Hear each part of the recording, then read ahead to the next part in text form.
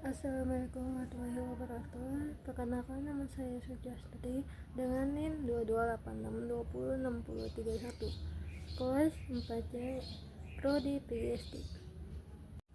Saya menjelaskan cara membuat alur tujuan pembelajaran atau OTP untuk memenuhi mata kuliah perencanaan pembelajaran. Dosen pengampu Pak Nurul Mutakin, MPD.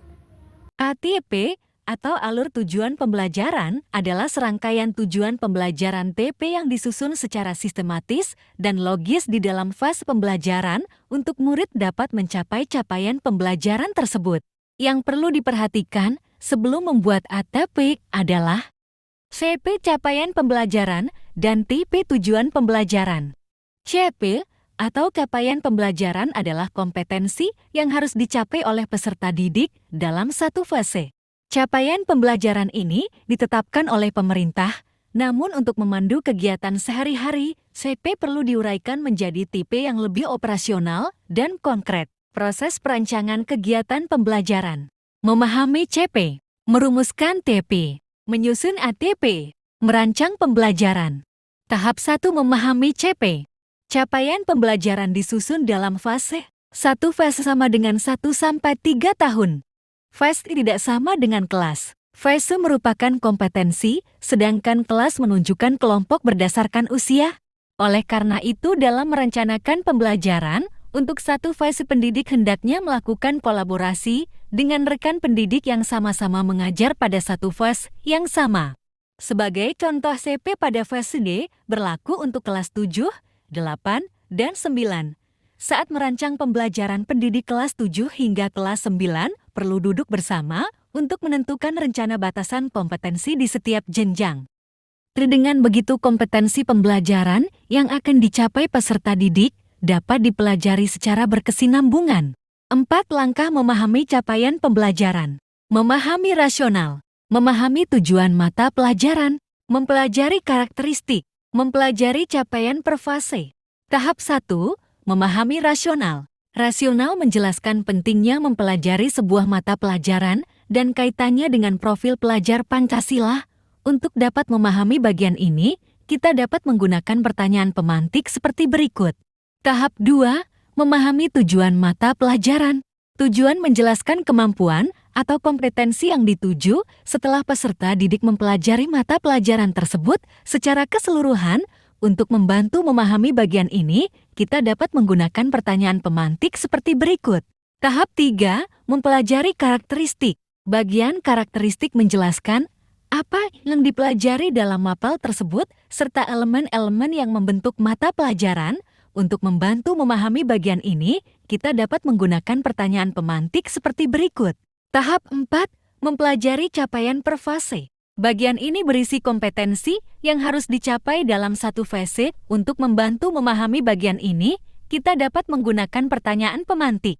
Untuk memahami capaian pembelajaran, pendidik juga bisa membentuk komunitas belajar di satuan pendidikannya, karena pada dasarnya CP disusun dengan prinsip yang sama. Memahami CP adalah langkah pertama yang sangat penting, karena tentunya kita sebagai pendidik perlu memahami apa yang akan kita ajarkan. Dengan berkolaborasi memahami CP, maka pendidik akan lebih siap dalam melakukan langkah selanjutnya, yaitu menetapkan tujuan pembelajaran, menyusun ATP, dan mengembangkan modul ajar. Tahap 2, merumuskan TP. Tujuan pembelajaran TP memiliki prinsip, yaitu terdiri dari kompetensi dan ruang lingkup materi. Pada video ini, kita akan mempraktikkan cara merumuskan tujuan pembelajaran dengan cara alternatif 2, yaitu menganalisis kompetensi dan lingkup materi pada CP, latar sehabis prinsip TP. 1. Mengidentifikasikan kata kunci pada CP yang berkaitan dengan kompetensi dan ruang lingkup materi.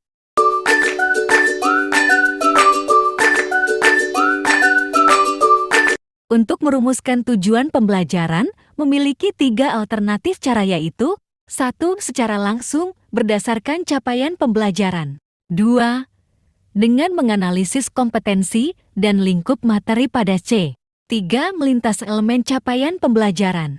2. Mengelompokkan hasil identifikasi. 3. Merumuskan tujuan pembelajaran. Sampailah kita pada langkah ketiga, yaitu menyusun alur tujuan pembelajaran atau AP. Kita akan mempraktikannya pada mata pelajaran Bahasa Indonesia di fase B. Penyusunan AP dilakukan setelah seluruh capaian pembelajaran telah diturunkan menjadi tujuan pembelajaran. Langkah pertama dalam menyusun ATP yaitu adalah perlunya kolaborasi antar pendidik yang mengajar dalam fase yang sama. Ini perlu dilakukan agar tujuan pembelajaran tetap berkesinambungan. Untuk menyusun ATP mata pelajaran Bahasa Indonesia fase B, maka guru kelas 1 dan kelas 2 perlu duduk untuk saling diskusi dan berkolaborasi. Langkah kedua adalah menyusun tujuan pembelajaran secara logis dan runtut dari kompetensi yang di tingkat fondasi ke kompetensi yang lebih tinggi. Jika dikaitkan dengan mapel Bahasa Indonesia, pemaparan teks dapat dimulai dari teks yang pendek dan sederhana terlebih dahulu, baru kemudian ke teks yang lebih panjang dan kompleks. Bisa juga dihubungkan dengan tujuan pembelajaran, yakni mulai dari materi yang lebih mudah dipahami sampai ke materi bacaan yang lebih abstrak dan membutuhkan pemahaman lanjutan.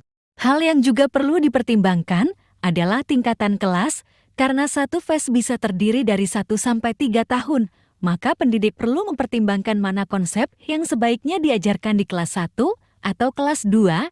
Kita bisa menggunakan cara pengurutan dari yang mudah ke yang lebih sulit.